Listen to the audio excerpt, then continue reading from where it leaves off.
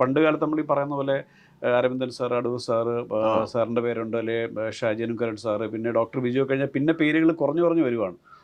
അപ്പം എനിക്ക് തോന്നുന്നു ഈ ഒരു ആർട്ടും കൊമേഴ്ഷ്യലും മാറുന്നത് കൊണ്ട് ഒരു ഭാഗമായിട്ടൂടെ ആയിരിക്കില്ല നമ്മൾ ശ്രദ്ധിക്കാതെ പോകുന്ന. മൊത്തം എനിക്ക് തോന്നുന്നത് ലോക സിനിമയിൽ തന്നെ അതൊരു മാറ്റമൊക്കെ ഉണ്ടായിട്ടുണ്ട്.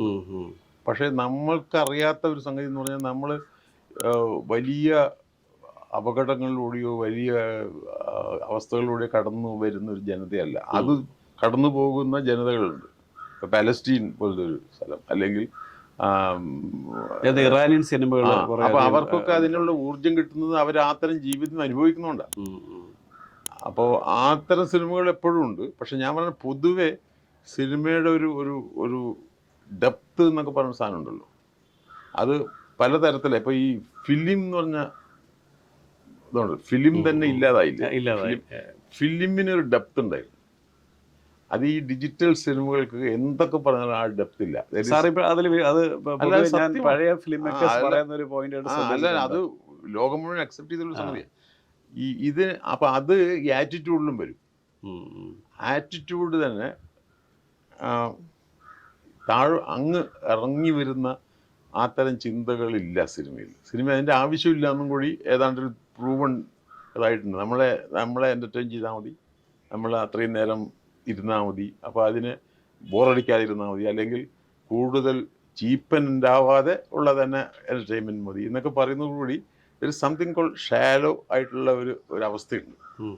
പെരിഫറലായിട്ടുള്ള കാഴ്ചകൾ അത് കൂടുതലും നമ്മുടെ നാട്ടിലാണ് വ്യക്തമായിട്ട് മനസ്സിലാവുന്നത്. കാരണം അത്തരം ചിന്തകൾ ഒരിക്കലും ബാധിച്ചിട്ടേ ഇല്ലാത്ത ആൾക്കാരാണ് ഫിലിം ചെയ്യുന്നത്. പണ്ട് അങ്ങനെ അല്ലാതെ സിനിമ ചെയ്തിരുന്നവർക്ക് വരെ അത്തരം ഒരു സിനിമയ്ക്ക് പോസിബിലിറ്റി ഉണ്ടെന്ന് പറയുമായിരുന്നു. ഇപ്പോൾ ഫോർ എക്സാമ്പിൾ നമ്മളെ പി ജി വിശ്വംഭരനെ പോലെ എൻ്റെ നല്ല സുഹൃത്തായിരുന്നു. വിശ്വംഭരനൊക്കെ എന്ന് പറഞ്ഞാൽ രണ്ടു തരം സിനിമയിൽ നിന്ന് വിശ്വംഭരൻ തന്നെ പറയും, അത് എൻ്റെ സിനിമ പോലെ എൻ്റെ സിനിമ പോലെ എന്ന് പറയും. അപ്പോൾ ആ സിനിമയിലേക്ക് എന്തെങ്കിലും കോൺട്രിബ്യൂട്ട് ചെയ്യണമെന്നൊക്കെയുള്ള ആഗ്രഹങ്ങളുണ്ടായിരുന്നു. ഇപ്പോൾ ഹി ഡിഡ്ന്റ് ഡു ദാറ്റ്. പക്ഷേ അതിനുള്ള താല്പര്യം, അതിനുവേണ്ടി ചില വിഷയങ്ങൾ കണ്ടെത്താനൊക്കെ അയാൾക്ക് ശ്രമിച്ചിട്ടുണ്ട്. ഇപ്പോഴതിൻ്റെ ആവശ്യമില്ല എന്നാണ് നമ്മൾ മനസ്സിലാക്കിയിരിക്കുന്നത്. നമ്മൾ മനസ്സിലാക്കിയിരിക്കുന്നത് ദിസ് ഫിലിം ഹാസ് ടു. ഇപ്പോൾ പണ്ട് തമിഴ്നാട്ടിൽ നേരത്തെ എങ്ങനെയായിട്ടുണ്ട്, തമിഴ്നാട്ടിൽ വളരെ മുമ്പേ നമ്മൾ കേൾക്കുന്നൊരു വാക്കെന്ന് വെച്ചാൽ ഈ വെറ്റിപ്പടം തോൽവിപ്പടം എന്നാണ് പറയും. അതായത് വെറ്റിപ്പടം എന്ന് പറഞ്ഞാൽ ജയിച്ച തോൽവിപ്പടം, ഇത് രണ്ടേ ഉള്ളൂ. നമുക്ക് അങ്ങനെ ഒരു ഡെഫിനിഷൻ ഉണ്ടായിരുന്നില്ല. നമ്മൾ അങ്ങനെയാണെങ്കിൽ അരവിന്ദൻ്റെയൊക്കെ എല്ലാ സിനിമയും തോൽവിപ്പടം. നമ്മൾ അതിനപ്പുറത്തും സിനിമയ്ക്ക് എന്തോ ഉണ്ട്. ഇപ്പൊ പക്ഷെ അങ്ങനെ അല്ലാതായിട്ടുണ്ട്. ഇപ്പൊ നമ്മൾ മലയാള സിനിമയും വെറ്റിപ്പടം തോൽവിപ്പടം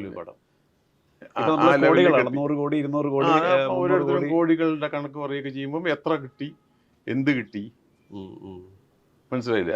ഇപ്പോഴും ഞാൻ അരവിന്ദൻ്റെ ഒരു ഇൻ്റർവ്യൂ ഓർക്കുന്നു. വളരെ മുമ്പേ അരവിന്ദനെ ചിന്തരവി ഇൻ്റർവ്യൂ ചെയ്തു. ചിന്തരവി എന്ന് പറഞ്ഞാൽ നമ്മുടെ സുഹൃത്തുണ്ടായിരുന്നു. ചിന്തരവി ഉത്തരായനം കഴിഞ്ഞ ഉടനെ തോന്നുന്നു, അതോ കഞ്ഞനസ്ഥയുടെ സമയത്ത് അവൻ്റെ അരവിന്ദനെ ഇൻ്റർവ്യൂ ചെയ്തപ്പോൾ അരവിന്ദൻ്റെ സിനിമ വഴി ഉച്ചപ്പടാണെന്നൊക്കെ. കാഞ്ചനസീത പ്രത്യേകിച്ചും ഒരു ഷോ മറ്റാണ് കളിച്ചത്, കോട്ടയത്ത് ഒരു സ്ഥലത്ത് ഒരു ഷോയെ കളിച്ചുള്ളൂ പോയി. അപ്പോൾ അന്ന് അരവിന്ദൻ പറഞ്ഞൊരു മറുപടി ഉണ്ടായിരുന്നു. അതായത് ഈ പുസ്തകങ്ങളെ പറ്റി നമ്മളിങ്ങനെ ചോദിക്കാറില്ലല്ലോ, എത്ര പേര് വായിച്ചു എന്നൊരു പുസ്തകത്തെ ആരും കണക്കാക്കാറില്ല. ഒരു സിനിമയാകുമ്പോൾ മാത്രം എത്ര പേര് കണ്ടു. അപ്പോൾ പുസ്തകത്തിന് സിനിമയേക്കാൾ കൂടുതൽ എന്തൊരു വിലയുണ്ട് എന്നുള്ളൊരു ധാരണയില്ല. അപ്പോൾ ആ ഒരു ധാരണ തെറ്റാണ് എന്ന് അദ്ദേഹം വളരെ വർഷങ്ങൾക്ക് മുമ്പ് പറഞ്ഞത് ഞാൻ ഓർക്കുന്നു. അപ്പം ഏതായാലും ഇപ്പം നമ്മുടെ സിനിമ അങ്ങനെ ഒരു അവസ്ഥയിലേക്ക് എത്തിയിട്ടുണ്ട്. കാരണം it has to reach people. Quantitative മാത്രമല്ല, അത് കളിച്ചാൽ കൊള്ളാം എന്നായി തീർന്നു. അപ്പോൾ അതൊക്കെ നമ്മളെപ്പോലെ പലരും ഇതിൽ നിന്നും മാറി നിൽക്കേണ്ട ഒരു കാലമായി എന്നും കൂടി ഒരു ഇതായിരിക്കാം. ഞാൻ അങ്ങനെ ഡിഫീറ്റിസ്റ്റ് ആയിട്ടല്ല പറഞ്ഞത്. പക്ഷേ ഡിഫീറ്റിസ്റ്റ് ആവുന്ന അവസ്ഥ സിനിമയുടെ അവസ്ഥയായിട്ടല്ല ഞാൻ പറഞ്ഞത്. നമ്മുടെ ചുറ്റുമുള്ള നമ്മുടെ രാഷ്ട്രീയ കാലാവസ്ഥ അത് നമ്മളെ വല്ലാതെ ബേജാറാകുന്നുണ്ട്. മറ്റേ സിനിമയൊക്കെ നമുക്ക് നേരെയാക്കി എടുക്കാം. കുറേ നല്ല സിനിമകൾ വന്നാൽ സിനിമകൾ നന്നാവും, അല്ലെങ്കിൽ സിനിമയെ പറ്റി സീരിയസ് ആയിട്ട് ആലോചിച്ചാൽ സിനിമ വന്നു. പക്ഷേ ഇത് നമ്മുടെ കയ്യിലല്ല ഉള്ളത്, ഇത് മനുഷ്യരുടെ കയ്യിലാണ് ഉള്ളത്. ഇന്ത്യയിലെ എല്ലാ ജനങ്ങളുടെ കയ്യിലുമാണുള്ളത്. അപ്പോൾ അവർ തീരുമാനിച്ചാലേ നമുക്ക് രക്ഷ കിട്ടുള്ളൂ. അല്ലെങ്കിൽ ഇത് കണ്ടിന്യൂ ചെയ്ത് ഇങ്ങനെ വരികയാണെങ്കിൽ I think all these democratic institutions നമ്മുടെ കൾച്ചറൽ, കാരണം ഒരു ചരിത്രവും കൾച്ചറും ചരിത്രവുമാണ് എപ്പോഴും ഇത്തരം ആൾക്കാർ ഉന്നമിടുക ഒരു ഫാസിസ്റ്റ് ഇതിൽ. അപ്പോൾ ഇത് രണ്ടും ഇല്ലാതാക്കാനായിരിക്കും ശ്രമിക്കുക. അത് രണ്ടും ഇല്ലാതാക്കുന്ന ശ്രമങ്ങൾ നടന്നുകൊണ്ടിരിക്കുക. ഇപ്പോൾ പുതിയ ഇവരുടെ പുസ്തക കമ്മിറ്റിയുടെ ഇത് കണ്ടല്ലോ നിങ്ങൾ. അതായത് അതിനകത്ത് ബാബറി മസ്ജിദോ അല്ലെങ്കിൽ ഗുജറാത്ത് കലാപോ ഒന്നുമില്ല. അതിന് പകരം രാമജന്മഭൂമിക്ക് വേണ്ടിയുള്ള ശ്രമങ്ങളൊക്കെയാണ് കുട്ടികളെ പഠിപ്പിക്കുന്നത്. അപ്പോൾ ഇത് കുറച്ച് കഴിയുമ്പോൾ ഇതൊക്കെ തന്നെയാവും ചരിത്രം. ബാക്കി അല്ലാത്ത ചരിത്രം നമ്മൾ നുണ പറയുന്ന എന്നുള്ള അവസ്ഥയിലേക്ക് വരും. ഇപ്പം തന്നെ പറഞ്ഞു തുടങ്ങിയിട്ടുണ്ട്. നമ്മൾ പറയുന്നത് നുണയാണെന്നാണ് നമ്മുടെ മഹാന്മാരായ മന്ത്രിമാരൊക്കെ നമ്മളോട് പറയുന്നത്. അപ്പോൾ അങ്ങനെ ഒരു അവസ്ഥയിലേക്ക് എത്തുമ്പം പിന്നെ സിനിമ തന്നെ വലിയ സിനിമയെ നമ്മളൊരു നാഷണൽ ലെവലിൽ സിനിമയെ കാണുന്നത് എനിക്ക് തോന്നുന്നത് ആ ഒരു സിനിമ ഉണ്ടായല്ലോ 2014 ഇയാൾ വന്നതിന് ശേഷം ഒരു തെലുങ്ക് സിനിമ ബാഹുബലി. ഈ ബാഹുബലി എന്ന് പറഞ്ഞ സിനിമയ്ക്ക് ഗോൾഡ് മെഡൽ കിട്ടുന്നതോടുകൂടി നമ്മുടെ കംപ്ലീറ്റ് നാഷണൽ അവാർഡിൻ്റെ സ്വഭാവം കംപ്ലീറ്റ് മാറിക്കഴിഞ്ഞു. അപ്പോൾ ഈ ബാഹുബലിക്ക് അത് കിട്ടണമെങ്കിൽ ഞാൻ ആലോചിക്കുന്നത് റിട്രോസ്പെക്റ്റീവ് ആലോചിക്കുമ്പോൾ NT രാമറാവുവിനൊക്കെ എത്ര തവണ ഇത് കൊടുക്കണമായിരുന്നു. അയാൾ ഇതുപോലത്തെ സിനിമകൾ മാത്രമേ എടുത്തിട്ടുള്ളൂ. അപ്പം നമ്മൾ അയാളെ പുച്ഛിച്ച് അയാളൊന്ന് ഈ വഴിക്ക് വരും. അയാളും അത് മനസ്സിലാക്കിയിട്ട് ഇതിന് അപ്ലൈ ചെയ്യാറില്ല. NT രാമറാവൊന്നും നാഷണൽ അവാർഡിന് അപ്ലൈ ചെയ്തിട്ടുണ്ടാവില്ല. കാരണം അത് നമ്മൾ ചെയ്യുന്ന ഒരു മോശം പ്രവൃത്തിയല്ല ഇതെന്ന് വെച്ചാൽ അയാൾ അതിൽ ഒതുങ്ങുമായിരുന്നു. ഇന്നിപ്പോൾ അതിന് ശേഷം നമുക്ക് ആ നാഷണൽ അവാർഡിൻ്റെ ലിസ്റ്റ് ആ ബാഹുബലിക്ക് ശേഷമുള്ള അവാർഡുകളുടെ ലിസ്റ്റ് എടുത്ത് നോക്കിയാൽ മതി. ഓരോ വർഷവും പൂപ്പ് കുത്തുന്ന ഒരവസ്ഥയാണ്. അപ്പോൾ എങ്ങനെ ഒരു മേജർ സിനിമയൊക്കെ എടുത്തിട്ട് ഈ കമ്മിറ്റിയിലേക്കൊക്കെ പോകും? കാരണം ഈ കമ്മിറ്റിയിൽ ഇരിക്കുന്നത് തന്നെ സിനിമയായിട്ട് യാതൊരു ബന്ധമില്ലാത്ത ചില കക്ഷികളൊക്കെ. എനിക്ക് നല്ല തമാശയായിട്ട് ഇത് ഈ മദ്രാസിൽ ഞങ്ങൾ പണ്ട് ഉണ്ടായിരുന്ന കാലത്ത് ചെറിയ ചെറിയ വേഷങ്ങളൊക്കെ ചെയ്ത് അടിപിടിയൊക്കെ അഭിനയിക്കുന്ന ഒരു പയ്യനുണ്ടായിരുന്നു. അവൻ നമ്മളെ കണ്ട ചന്ദ്രട്ടാന്നൊക്കെ വിളിക്കും. അങ്ങനെ നടക്കുന്നത്. അവനെ ഞാൻ വളരെ വർഷത്തിന് ശേഷം ഡൽഹിയിൽ ഒരു ഫെസ്റ്റിവലിന് ചെന്നപ്പോൾ ഇവൻ വലിയ താടിയൊക്കെ ആയിട്ട് എന്തോ ഒരു ദീർഘ ബോധാനന്ദ ഒരു പേരൊക്കെ ഇട്ടിട്ട് അവൻ ഒരു നാഷണൽ അവാർഡ് കമ്മിറ്റിയിലെ മെമ്പറാണ്, ജൂറി മെമ്പറാണ്. വലിയ താടിയൊക്കെ. അപ്പം ഞാൻ പറഞ്ഞു എന്താ നിനക്ക് മിണ്ടാണ്ടിരിക്കുന്നു. അവനിപ്പോൾ വേറെയാ കണ്ണൊക്കെ മേലോട്ടൊക്കെ ആയിരിക്കും. അപ്പോൾ ആ തരം ആൾക്കാരാണ്. അവനെ നമുക്ക് പെട്ടെന്ന് ഞാൻ പറഞ്ഞുതരാം, നിങ്ങൾക്ക് മനസ്സിലാവും. തൂവാനത്തുമ്പികൾ എന്ന് പറഞ്ഞ സിനിമയിൽ അഭിനയിച്ചിട്ടുണ്ടാണ്. അതായത് അതിൽ ഈ പത്മരാജൻ്റെ ആ പടത്തിൽ മോഹൻലാലിനെ പിടിച്ചുകൊണ്ട് മോഹൻലാലിൻ്റെ 2-3 സുഹൃത്തുക്കളിൽ അതിൽ ഏറ്റവും അടുത്ത സുഹൃത്തായിട്ട് അതിലാണ് അവന് ഒരു റെക്കഗ്നൈസബിൾ ആയിട്ടുള്ള റോള് കിട്ടിയിട്ടുണ്ട്. അവനിപ്പോൾ ഇല്ല, പാവം. Is left the world. പക്ഷേ ഇതിനിടയിൽ അവൻ ഇവൻ ഈ വലിയ താടിയൊക്കെ ആയിട്ട് അവനിങ്ങനെ ഇരിക്കുന്നു. അപ്പം ഞാൻ പറഞ്ഞു ഇത് മറ്റേ നമ്മുടെ സുരേഷ് അങ്ങനെ എന്തോ പേരാണ്. അപ്പോൾ പറഞ്ഞു ചന്ദ്രേട്ട അതൊന്നുമല്ല പേരൊക്കെ മാറ്റി അവൻ നാഷണൽ അവാർഡ് കമ്മിറ്റിയിൽ ജൂറിയാണ്. അവൻ ഇതൊക്കെ മാറിക്കോട്ടെ. പണ്ട് ഇതൊക്കെ സംഭവിക്കാറുണ്ട്, ആൾക്കാർ താടി വയ്ക്കാറുണ്ട്. പക്ഷേ ആൾക്കാരിങ്ങനെ നാഷണൽ അവാർഡിലേക്ക് കയറാറില്ല. അപ്പോൾ അത് സംഭവിച്ചു കഴിഞ്ഞു. നമ്മുടെ നാട്ടിൽ മുമ്പേ നടന്നു. ഇനിയിപ്പം അതിൻ്റെ എക്സ്ട്രാ അതിൻ്റെ കൂടുതൽ എക്സ്റ്റൻഷൻസ് അല്ലേ വരുള്ളൂ. വിശേഷിച്ചൊന്നും പ്രതീക്ഷിക്കാനില്ല ആ കാര്യങ്ങളൊക്കെ. സാർ, ഇപ്പോൾ വളരെ കേരളത്തിൽ സജീവമായിട്ട് ചർച്ച ചെയ്യുന്നൊരു വിഷയം കേരള സ്റ്റോറി എന്ന സിനിമയെ പറ്റിയാണ്. അപ്പോൾ അത് എനിക്ക് തോന്നിയൊരു കാര്യം, നമ്മൾ സിനിമകൾ എന്ന് പറയുന്നത് നമ്മൾ സിനിമകൾ സംസാരിക്കേണ്ട പ്രേക്ഷകരാണ്. പക്ഷേ നമുക്കിവിടെ വരുമ്പോഴത്തേക്കും നമ്മൾ സിനിമകളിലേക്ക് അല്ലെങ്കിൽ പ്രേക്ഷകർ അല്ലെങ്കിൽ സിനിമാ പ്രവർത്തകർ എന്നുള്ള ഉപരിയായിട്ട് നമ്മളത് രാഷ്ട്രീയം അതുമായിട്ട് വളരെ കണക്റ്റഡ് ആയിട്ട് ഇത് പൊളിറ്റിക്കലി ആൻഡ് റിലീജിയസ്ലി കണക്റ്റഡ് ആയിട്ടുള്ളൊരു സംസാരമാണ്. എനിക്ക് തോന്നുന്നില്ല ഈ കേരള സ്റ്റോറി സിനിമയെ പറ്റിയിട്ടുള്ളൊരു ചർച്ച എങ്ങും നടക്കുന്നില്ല. കേരള സ്റ്റോറി സിനിമ മൂലം ഉണ്ടാകാവുന്ന രാഷ്ട്രീയ അല്ലെ ജാതീയമായ പ്രത്യേകതകളെ പറ്റിയിട്ട് മാത്രമുള്ള ചർച്ചയെ ഇന്ന് പൊതുസമൂഹത്തിൽ കാണുന്നുള്ളൂ.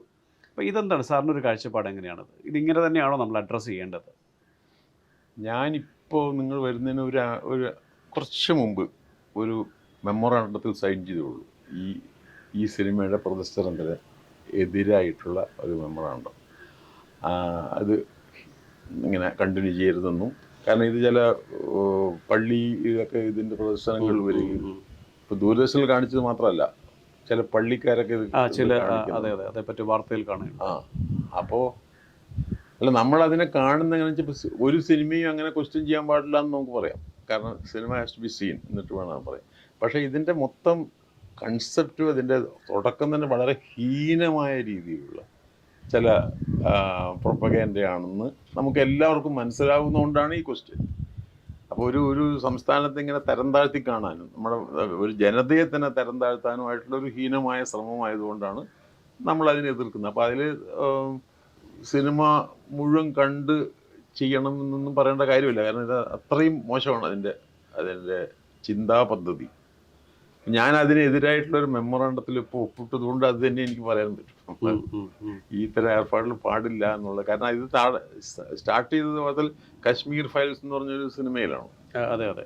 അപ്പോൾ ആ സിനിമ അവിടെ കാശ്മീർ പണ്ഡിറ്റ്സിന് വേണ്ടിയിട്ടുള്ള വലിയ സങ്കടഹർജിയായിരുന്നു എന്നൊക്കെ പറഞ്ഞ് നമ്മുടെ ഫൈനാൻസ് മിനിസ്റ്ററൊക്കെ പാർലമെന്റിൽ നിന്ന് കരയുണ്ടായിരുന്നു ആ സിനിമയെ പറ്റി. ആ സ്ത്രീക്കൊക്കെ കരയാൻ അറിയുന്ന അപ്പോഴാണ് നമ്മൾ മനസ്സിലാവുന്നത്. അവർ ഉള്ളി തിന്നാക്കാൻ നടക്കുന്ന ഒരു സ്ത്രീ ഉണ്ടല്ലോ, നമ്മുടെ ഫൈനാൻസ് മിനിസ്റ്റർ. അവർ കരയുന്നു ഈ സിനിമകളിൽ, ആലോചിച്ചിട്ട് സഹിക്കാൻ വയ്യാവാം. അതുപോലെ നമ്മുടെ പ്രൈം മിനിസ്റ്റർക്കും പല മീറ്റിങ്ങുകളിലും കണ്ണു നിറഞ്ഞു പോയിട്ടുണ്ട് ഈ സിനിമയെ പറ്റി പറയുമ്പോൾ. അതിൻ്റെ എക്സ്റ്റൻഷനാണ് ഈ കേരള സ്റ്റോറി എന്ന് പറയുന്നത്. അപ്പോൾ അത് കണ്ടു തന്നെ തീരുമാനിക്കണം എന്നൊക്കെ പറയുന്നതിന് അർത്ഥമൊന്നുമില്ല. അതൊന്നും ഉണ്ടാവരുത്. ചില കാര്യങ്ങൾ വേണ്ടാന്ന് തന്നെ വെക്കേണ്ടി വരും.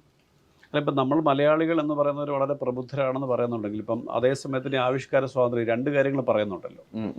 അപ്പോൾ അതും ഇതോടെ രണ്ടുകൂടെ ടാലി ആവുന്നില്ല. അല്ലല്ല, ആവിഷ്കാര സ്വാതന്ത്ര്യത്തിന് എതിരൊക്കെ തന്നെ ഇത്. പക്ഷേ ആവിഷ്കാര സ്വാതന്ത്ര്യത്തിൻ്റെ പുറത്തും ചില മിനിമം മര്യാദകളൊക്കെ ഉണ്ട്. അപ്പോൾ അത് ഈ സിനിമ ആ മര്യാദകൾക്ക് അപ്പുറം പോകുന്നു എന്നാണ്. അങ്ങനെ തന്നെയാണ് ഞാൻ മനസ്സിലാക്കിയത്. ഞാൻ ആ സിനിമ കണ്ടിട്ടില്ല. ഓക്കെ. അതിനെപ്പറ്റി വായിച്ചും പറഞ്ഞും കേട്ടും അറിഞ്ഞിട്ടേ ഉള്ളൂ. അപ്പോൾ അറിഞ്ഞതിൽ നിന്ന് അത് അങ്ങനെ ഒരു സിനിമയാണ് എന്നാണ് എനിക്ക് മനസ്സിലാവുക. വാസ്തവത്തിൽ എൻ്റെ സ്റ്റാൻഡ് അത്ര പെർഫെക്റ്റ് ആവണമെന്നില്ല അതിൽ. പക്ഷേ ഈ തരം ഒരു സംഗതിയെ നമ്മൾ പ്രോത്സാഹിപ്പിക്കരുതെന്ന് തന്നെയാണ് എനിക്ക് തോന്നുന്നത്. കാരണം ഇതൊരു കണ്ടിന്യൂ ആവും. ഇത് അതിന് വേണ്ടിയിട്ടുള്ളൊരു ശ്രമമാണ് നടക്കുന്നത്. ഒരു തരം തുണിപൊക്കി കാണിക്കുന്നതിനൊക്കെ നമ്മളെപ്പോഴും തുണിപൊക്കി കാണിക്കണ്ടെന്ന് പറയില്ലേ, അങ്ങനെയൊക്കെയുള്ളൊരു സംഗതി. അപ്പോൾ ഒരു ദർ ഇസ് സർട്ടൻ ലിമിറ്റ്സ്. ആ ലിമിറ്റിൻ്റെ അപ്പുറത്ത് പോയത് കൊണ്ടായിരിക്കണം ഇതിനിങ്ങനെ ഒരു എതിർപ്പ് വന്നത്. അപ്പോൾ ഞാൻ ആ എതിർപ്പിൽ പങ്കെടുത്തു കഴിഞ്ഞു. അതുകൊണ്ട് തന്നെ എതിർപ്പ് എന്ന് തന്നെ പറയാൻ പറ്റില്ല. അപ്പോൾ സാറ് സിനിമ കാണാതെ അതിനെ എതിർക്കുന്നു എന്ന് പറയുന്നത് ആക്ച്വലി അങ്ങനെയാണെങ്കിൽ കുറെ കൂടെ കണ്ടതിന് ശേഷം എതിർക്കുന്നല്ലേ? അല്ല, അതൊന്നും കണ്ടിരിക്കണം എന്നുള്ള നിർബന്ധമൊന്നും കണ്ടതിനെ പറ്റി ഉത്തമ ബോധ്യമുണ്ട്. കാരണം മാത്രമല്ല, ആ സിനിമകളിലൊക്കെ ഒരു സിനിമ കാണൽ തന്നെ നമുക്ക് തീരെ പറ്റാത്ത സിനിമ കാണൽ വലിയ ശിക്ഷയാണ്. അത് ഞാൻ കുറേ ശിക്ഷ അനുഭവിച്ചിട്ടുണ്ട്. അത് തന്നെ ശിക്ഷയാണ്. അപ്പം പിന്നെ ഈ സിനിമയൊന്നും കാണേണ്ട കാര്യമൊന്നുമില്ല. ബട്ട് ഇത്തരം ഇത് കണ്ടിന്യൂ ചെയ്യരുതെന്ന് പറയാനെങ്കിലും നമുക്ക് സാധിക്കണം. This should not be continued എന്ന് പറയാൻ പറ്റണം. ഈ ഒരു ചിന്താ പ്രോഗ്രാം ഉണ്ടല്ലോ, ആ പ്രോസസ്സ് ശരിയല്ല എന്നാണ് നമ്മൾ പറയുന്നത്. സിനിമയല്ല. സിനിമ ചിലപ്പം അതൊണ്ണോ നമ്മൾ കാണാതെ പറയുന്നത് ശരിയല്ല. പക്ഷെ ഞാൻ പറഞ്ഞ ആ തോട്ട് പ്രോസസ്സ് ശരിയല്ല. അതാണ് ഉദ്ദേശിച്ചത്.